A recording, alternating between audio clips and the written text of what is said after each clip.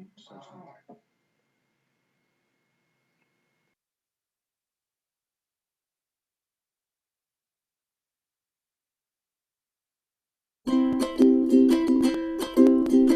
know a place that's really cool. It's up higher than any school. Grab a jetpack and some fuel, cause we're going up high, high in the sky.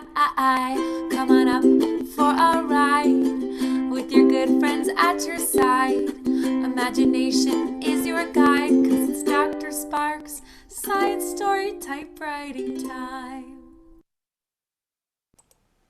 Hello, friends, and welcome. I am Dr. Sparks, and today we are going to be writing stories on my typewriter. At the moment, I'm actually in the middle of writing a story with three of my friends here. I'm here today with Hannah, with Joss, and with Emmy. And also, at the same time, we have Cecilia, who is going to be acting as the illustrator for our stories today. So, we are right in the middle of telling an incredible story right now about a jaguar that jumps all the way to the top of the sky. All right? So let me read you what we have so far. The story isn't quite done yet, but I think we just figured out what the last line is going to be, and then we're going to have to add the title as well. So, the story goes, Red the jaguar was so light on his feet that he could fly. And one day he decided to leap up to the top of the clouds to show the other animals how bold he was. Red thought he would pose majestically at the top of the clouds and look cool. But for as light on his feet as he wasn't so good at science, and he had forgotten that you can't stand on clouds, as pointed out by Joss and Emmy. So he fell, and fell, and fell, until at last his bounce was broken.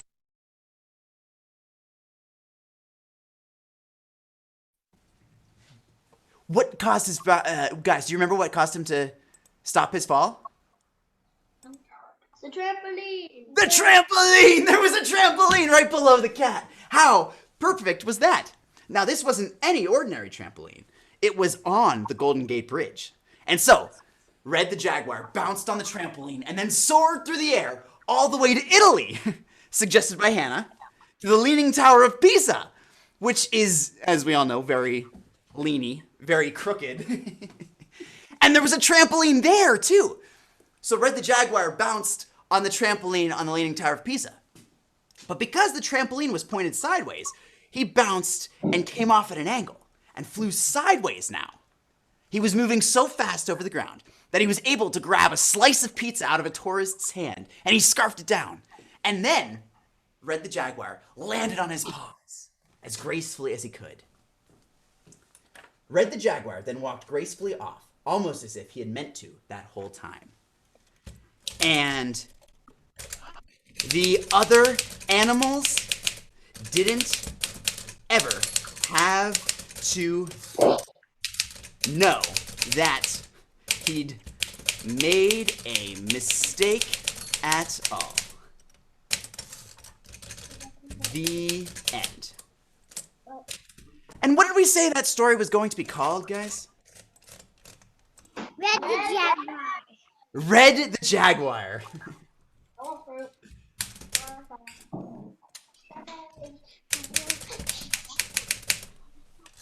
All right.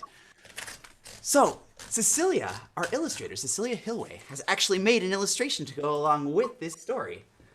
Cecilia, would you tell us a little bit about what you drew for this story?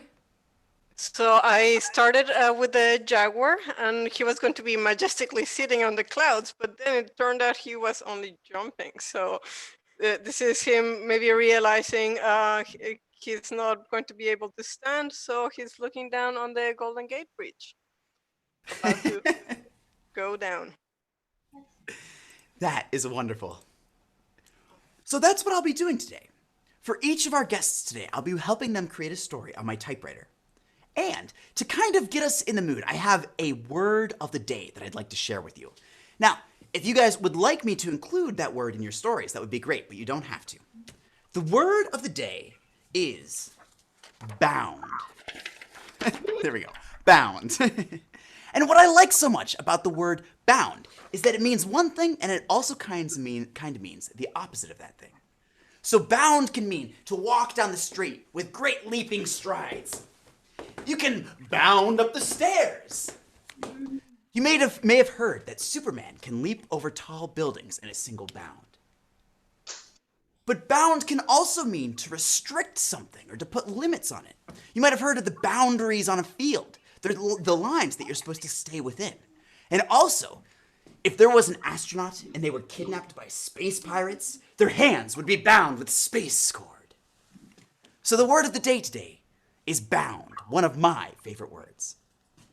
And with that, Hannah, I would like to write you a story now. Hannah, what kind of a story would you like me to write for you today, or to write with me today?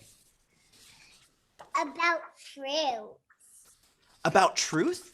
No, fruit. Okay, a story about fruit. Okay, so tell me about this fruit. Is this a specific fruit? Oh, and Joss and Emmy actually have some fruit for us here today. Yeah, and I have lemon right here. Oh, I feel really left out, guys. I don't have any fruit at all. Oh, and you guys have strawberries. Perfect.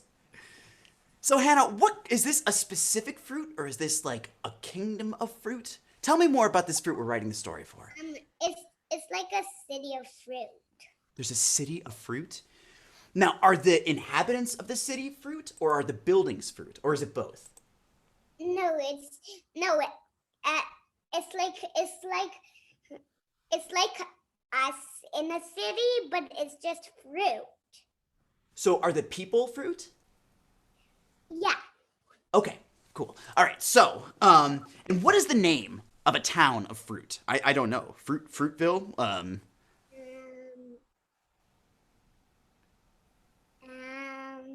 Fruitville. Fruitville, okay. Fruitville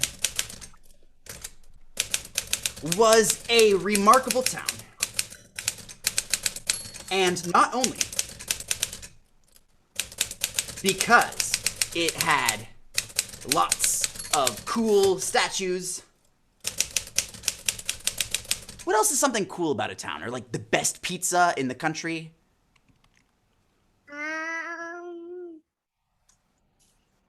I think ice cream. So Fruitville was a remarkable town, not only because it had lots of cool statues, but also because it had the best ice cream in the entire world. And also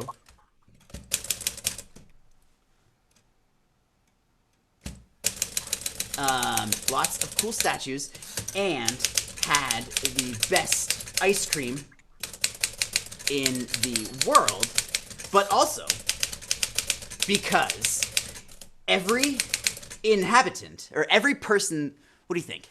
Everyone that lived in the city was actually a piece of fruit? Or the people that lived in the town were all fruit? The people that lived in the town was all fruit. But also because every person who lived in the town was a piece of fruit. So what kind of fruit is the mayor, do you think?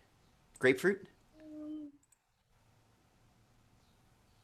The biggest kind of fruit. Oh! Watermelon. Watermelon! The mayor was a watermelon. How about the policemen were, what kind of fruit would the policemen be? Pear. The mayor was a watermelon.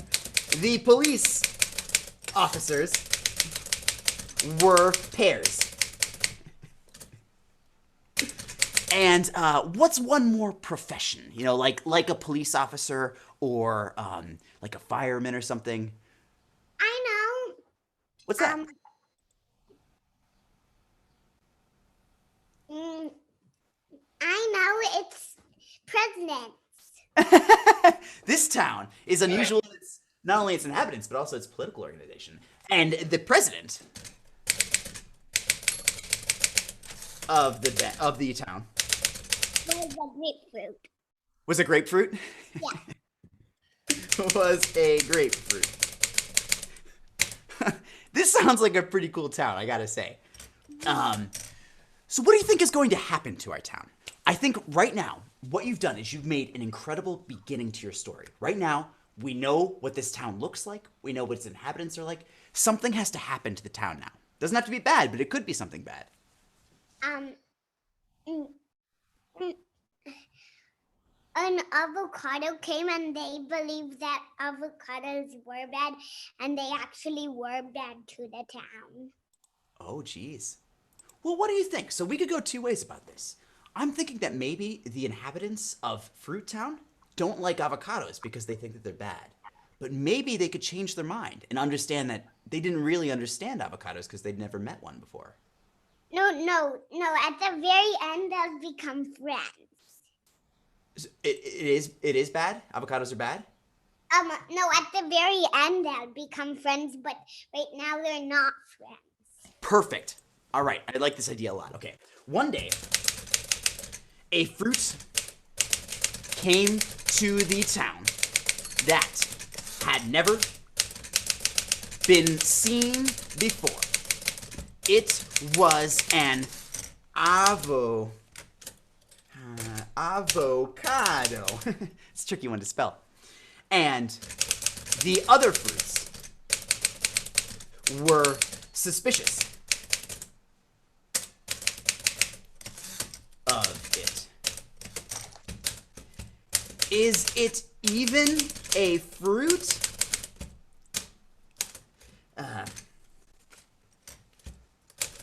Asked the kiwi. It has. What would you think? We don't know. It tastes yucky. Said the grapefruit. Okay.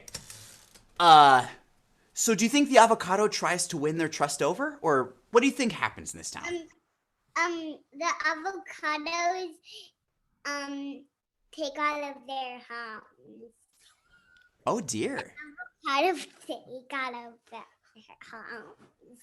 They take all of their homes? Yeah. Okay, so let's see. The avocado got elected to president, do you think? Or how would he take all of their homes?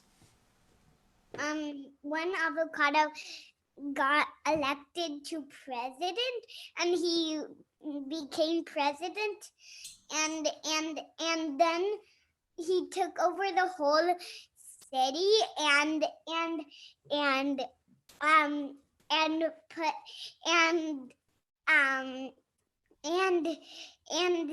said that the avocados should take over all of their homes. Oh, geez. Wow. Okay. So, the avocado ran for president. Okay, how about this? The avocado ran for president and decided to show the town they didn't know him. He, promised to fix all of the problems, and he was such a good listener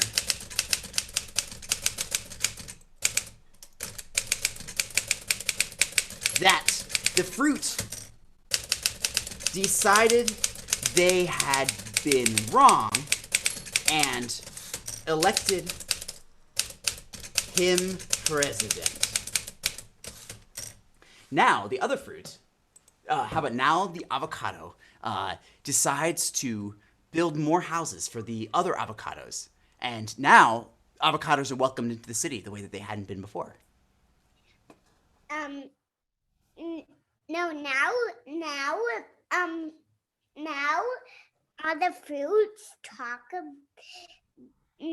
about being kind, and the avocados became kind, and everything was back to normal, except the avocados were in the town and they built new homes for them.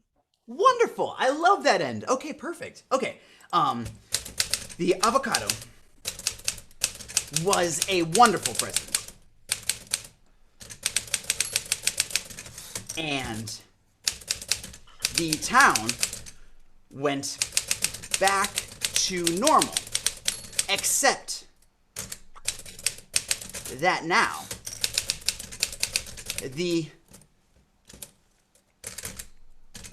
the fruits of Fruitville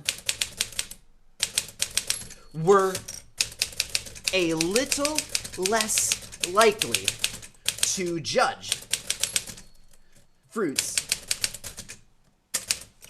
that they had never seen before. The end. Hannah, that is a lovely story. I really like that they can overcome how they feel about avocados in order to really come back. Oh, and there you have an avocado. Ow, ow, ow. All right, Hannah, your story is done, but it still needs a title. So can I read you back this story and you can tell me what title I should add to the top of the story? Mm-hmm. Okay, cool. Fruitville was a remarkable town, and not only because it had cool statues and also the best ice cream in the entire world, but really the remarkable thing about Fruitville was that every inhabitant of the city was a piece of fruit. So you had a mayor who was a piece of watermelon, you had the police were all pears, and the president of the town was grapefruit. One day, a fruit came to the town that had never been seen before. It was an avocado, and the other fruits were instantly suspicious of him. "Is it even a fruit?" asked the kiwi. "Look at its skin." "We don't know," said the grapefruit. The avocado ran for president and decided to show the town they didn't know him. He promised to fix all of the problems, and he was such a good listener that the fruit decided they had been wrong and elected him president. The avocado was a wonderful president, and the town went back to normal, except that now the fruits of Fruitville were a little less likely to judge fruits that they had never seen before. The end. The takeover of avocados. Okay. The takeover of avocados.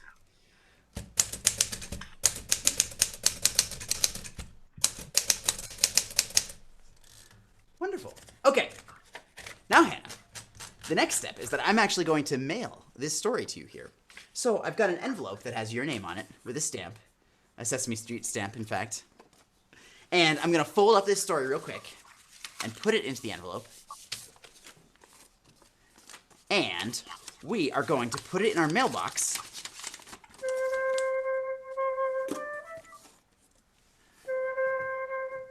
And let's see what happens. Oh!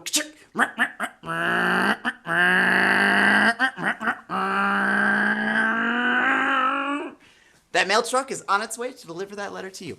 And Cecilia's illustration will also go along with it. Let's take a look at the drawing that Cecilia came up. Thank you. Yeah, of course. Let's look at Cecilia's drawing. Oh, look at this. Look at that pear policeman. Oh, my goodness. And there's an avocado. Oh, jeez. This guy is the watermelon mayor, but he's full. So I thought, oh, maybe I should have made a slice of watermelon, but oh well. And this is the sculpture of the current president. Oh. So I'm gonna make a little president Thank you. grapefruit. Thank you. That is wonderful. What a great drawing. Now, Justin, Emmy, your story is going to be next, but before we get there, I would actually like to share with you a story that somebody else shared with us. So last week, I told everybody that was watching that if you felt like sharing a story, the prompt of the week was The Mermaid Under the Sink. And so, Evelyn actually recorded a story, her telling a story, and we put some puppets together to go along with it as well. So last week's prompt was The Mermaid Under the Sink, and this is the story that Evelyn wrote for that prompt. Once there was a mermaid under the sink, and the only thing she wanted was water. One night she had an idea. She would yell out water and see if someone would put her in the sink and fill it up. The plan did not work when she tried it. So the next night she had a better idea. She tried climbing the sink, it worked, and getting into the sink, plugging the plug, and filled it up. Now she felt like a real mermaid. The end. Wow, wasn't that a great story? Evelyn is such a talented storyteller. So if you're watching at home, or guys, if you're on this call right now, the prompt for next week is going to be this. You are lost in the forest of triangles, and this story is how you get out. Once again, you are lost in the forest of triangles. This story is how you make your way out. Okay, now, Joss and Emmy, you've been waiting very patiently, and I can't wait to write a story with you guys. What kind of story are we going to write now? What's that? Sorry, I missed what you said. We're thinking. It's tough to be put on the spot, isn't it? I have one. I have one. About the mouse right back there. About the mouse? Oh, yeah, that one right there. And this. Okay, tell me about this mouse. So there's a mouse. He's got a nose. It looks like he's got 2 ears and a little hat. Yeah. Is he a business mouse? Yeah, he's a chef. I caught it. He cooked food. Oh, this is a chef mouse, a cook. Oh, do you have it? Oh, look, he's got some cheese. Of course that's what a mouse is going to cook. Mice are famously cheese obsessed. Okay, so what is this mouse's name? His name? Yeah. He's Chef Cook. His name is Chef Cook. Chef McCook was Chef Mouse. Cook. Chef McCook was a wonderful cook, which was strange because he was also a mouse. His dishes were legendary. What kind of things does this mouse make, do you think? He's got to make fondue, of course, right? That's like, have you guys ever had fondue before? Yes. And he makes famous cheese. He made fondue. What was that? And cheese was a secret ingredient in it. Like, He made fondue. what's a secret ingredient in it that nobody ever figured out?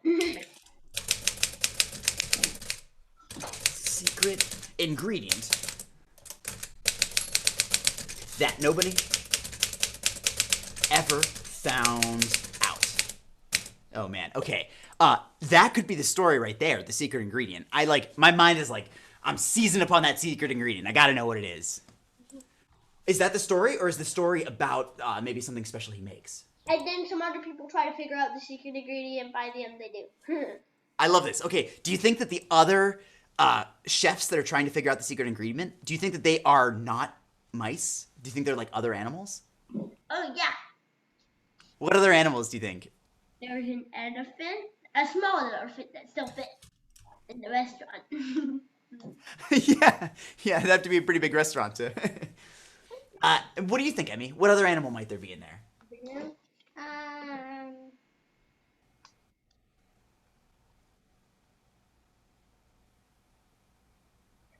No, this is Could it be an armadillo, maybe, or a giraffe? We're doing it together. Okay? So pick one. I don't want this to be a story. Okay, well, no, it's okay. We'll make another one. Yeah, we'll do another story. That's fine. Okay, so this is Joss's story that we're writing right now. It's okay, Emmy. Okay, so Joss, tell me, what other animals? We have an elephant. Do we have A warthog. a warthog? Yes, of course. Okay, now there was a pair of chefs who were jealous of Chef McCook there was an elephant and a warthog. And the lion. And a lion? Yeah. Okay. An elephant and a warthog and a lion. Yeah.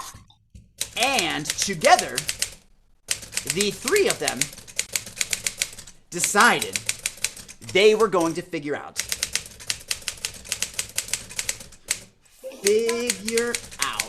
the secret ingredient.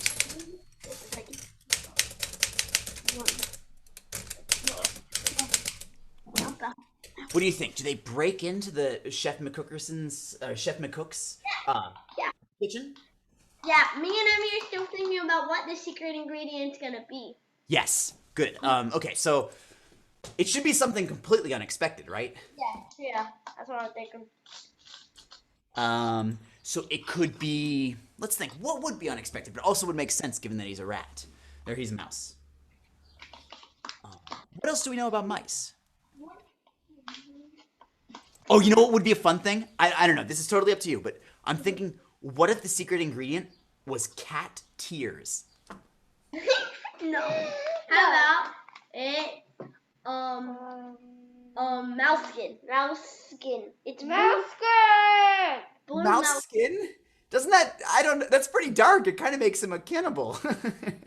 This is blue mouse skin right over here. But I don't know. Like, what about if it was a plant called mouse skin? Oh yeah, and it's blue. Perfect. Okay. Okay. Black and it's white and it's rainbow. The three animals broke, and now we gotta fix the ribbon real quick.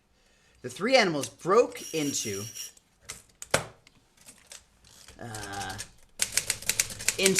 Chef McCook's kitchen, and they found a safe. And on the safe, it said, secret ingredient.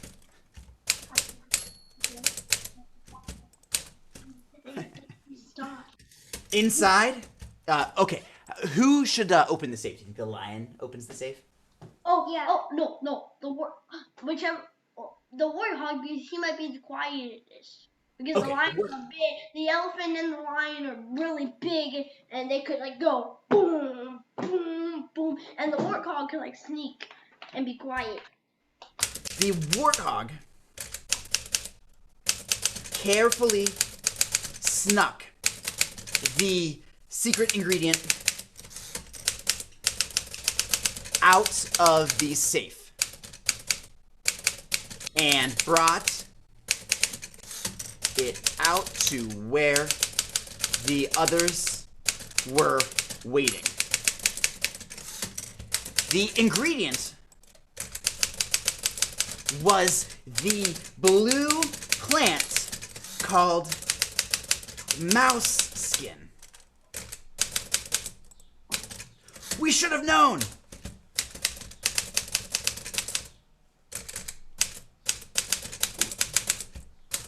Said the lion. Okay. I think at that moment, Chef McCook should come bounding out of nowhere and find them in the middle. Right into he finds them. Yes, of course. Okay. And the safe was a fake safe. He actually hid it somewhere else. He goes. Yes, it's a fake safe. Classic, the fake safe bit. But they secret ingredient. But they still find it out, the secret ingredient. But he wasn't the real one. So he can. At that moment, Chef McCook came bounding out of nowhere. And did you say, does he bind up the three thieves? Oh, yeah. And he bound the wrists. And he bound the wrists and tales of the thieves until the police could arrive. Ha! Oh, and the police officer is a raccoon. Ha, said Chef McCook as the raccoon policeman took his statement.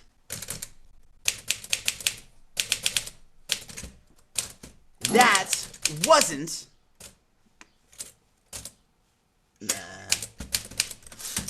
even my real safe. Classic fake safe decoy, said the raccoon. Would you like some cheese? Raccoon. Officer, said Chef McCook. Oh no. And he said no, and then he went to his trash can and got some trash for the raccoon because raccoons like go to trash cans and Yes. No, thank you, said the raccoon.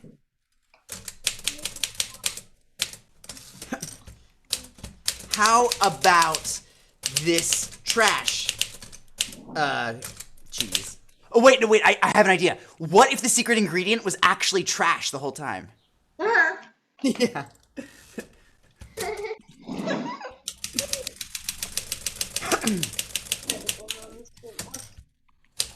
Are you sure? The real secret ingredient is trash. Oh, well, then yes.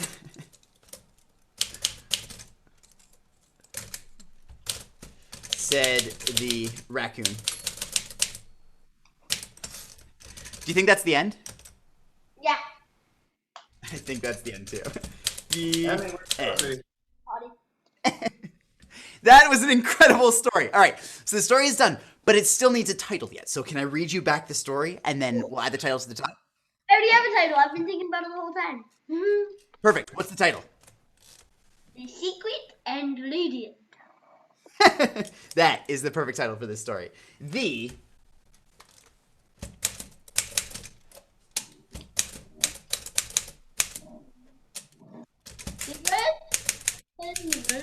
Yeah. That is wonderful.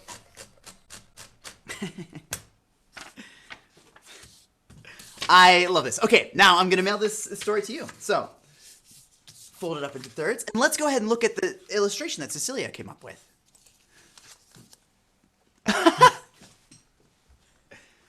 Cecilia, you want to tell us what happened here? I don't know that we can hear her. Well, I can see there's a mouse wearing a chef's hat. And you can see... I was thinking it's before they did their plan, so they're like sneaking, like watching him, making sure that he leaves, so then they can go inside. I love your stovetops. They're amazing. And look at that mouse. And the warthog. It's perfect. The secret ingredient. All right, so now I'm going to put your story into an envelope, and we will add Cecilia's illustration as well. And then we're going to put it in the mailbox here, and then chunk.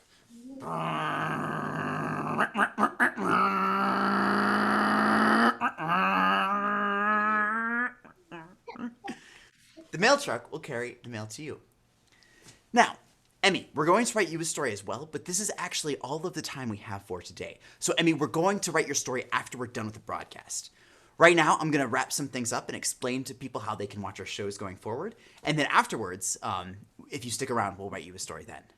How's that? Yeah.